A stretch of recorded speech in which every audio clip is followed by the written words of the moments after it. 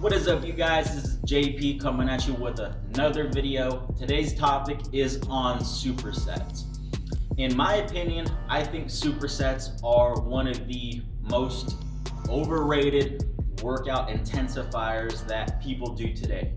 I see people do it in the gym. I hear friends talk about it. When I see workout programs, I see them just in workout programs.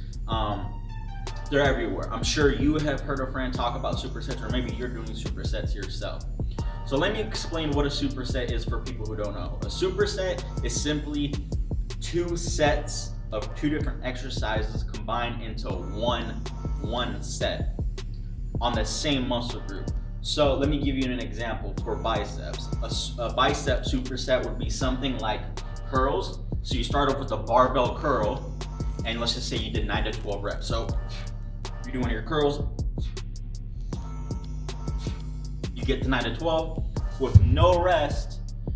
You immediately do another exercise on the same muscle group. So still biceps, just a different exercise. So let's just say we went from bicep barbell bicep curls to bicep hammer curls, dumbbell hammer curls.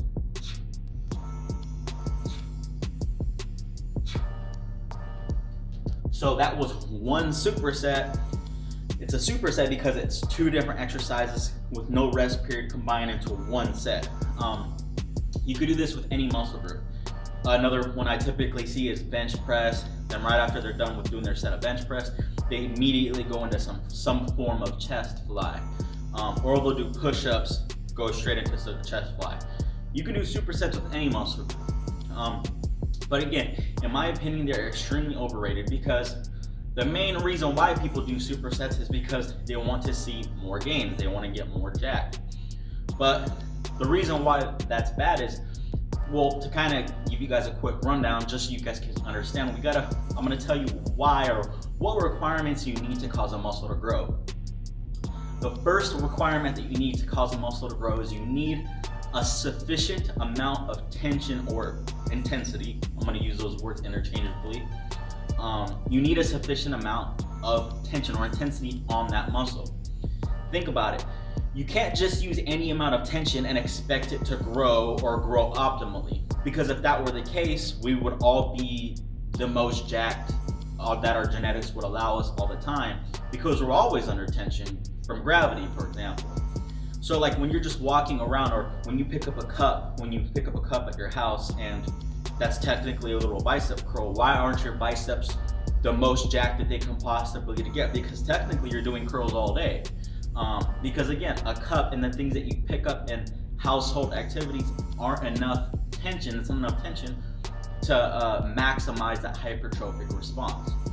So again, the first thing you need is you need a sufficient amount of tension or intensity. Same thing. As simply put, you have to be training heavy enough.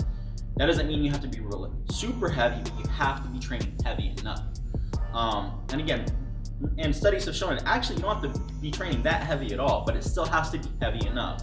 Now the second thing is, of that stimulus, that tension, that heavy enough stimulus that we need enough of that stimulus. So it's not just enough to lift heavy or moderately heavy or whatever it is.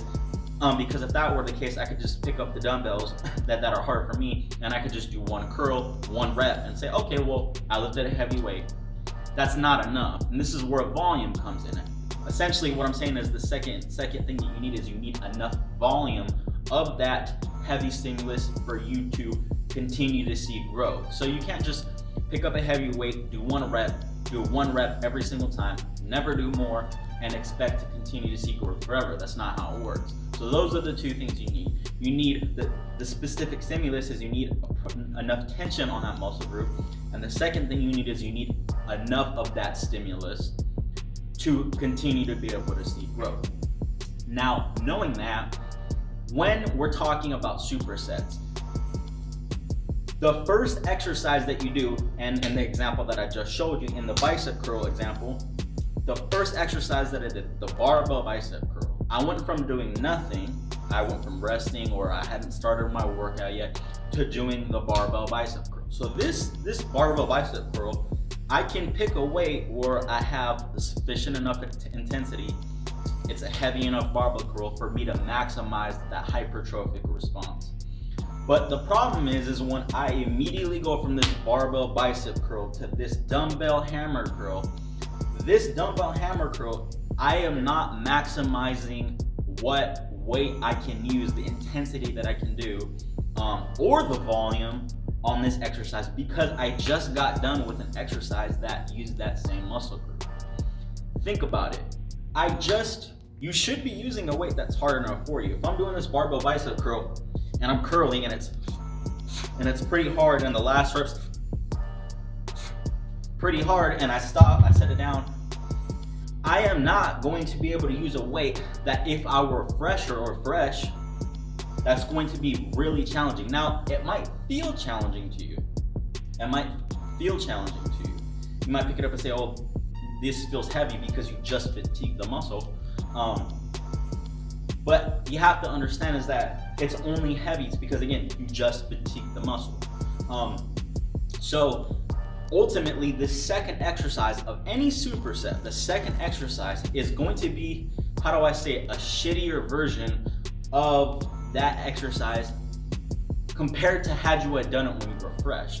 So let's just say we weren't doing supersets and I did regular sets. I did a set of barbell bicep curls, rest, barbell bicep curls, a rest period, barbell bicep curls, and then I took another rest, and then I went to the next exercise, which is the dumbbell hammer curl. I did a set, rest, boom. In that example, I'm actually, because I'm having rest periods, I'm going to be somewhat recovered, and I'm going to be able to, use a heavier weight. So let's just say that during the superset, I was so fatigued from the barbell bicep curls, I was only able to do 20s or something. But let's just say that when I'm taking rest periods, I'm able to do 30s or 32s or 35 pound dumbbells or something like that. So I'm automatically lifting with a heavier intensity. And the second thing is I'm 100% guaranteed, this will be happening with anyone, you're gonna be able to get in more volume compared to had you had done the dumbbell hammer curl right after the barbell bicep curl. So when you're smashing these exercises together, the second exercise is always going to be a less intense, lower volume version than if you did them separate. So again, you're getting, just overall, if you think about the two things that we just talked about that you need to maximize the hypertrophic response.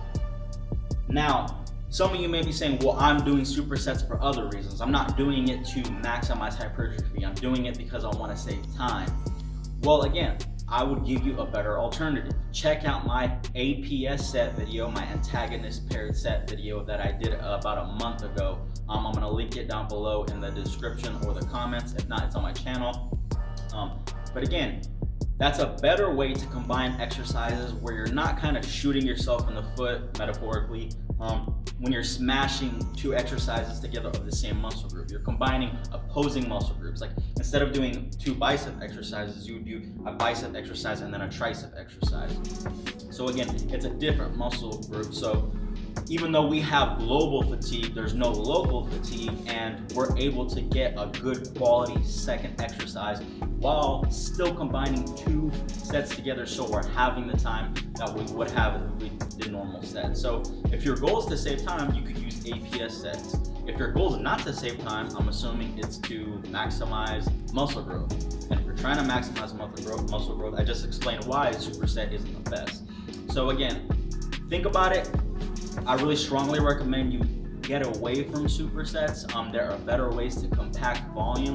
Again, I'm not saying that there is no scenario where a superset might not be beneficial. Again, if let's just say your workout split isn't set up for APS sets, and you want to compact more volume at the end of your workout without it dragging on or something, then maybe a superset could be viable there. Or if it's for adherence, let's just say you like doing supersets because you like the pump, that's fine. That's a perfectly valid reason to do supersets. But again, if you're just looking to maximize muscle growth and you thought supersets gave you some crazy gains or had some magic property to it, they're not that good. Again, APS sets are much better in my opinion. If you guys have any questions, comments, leave them down below. I'll see you guys in the next video. Peace.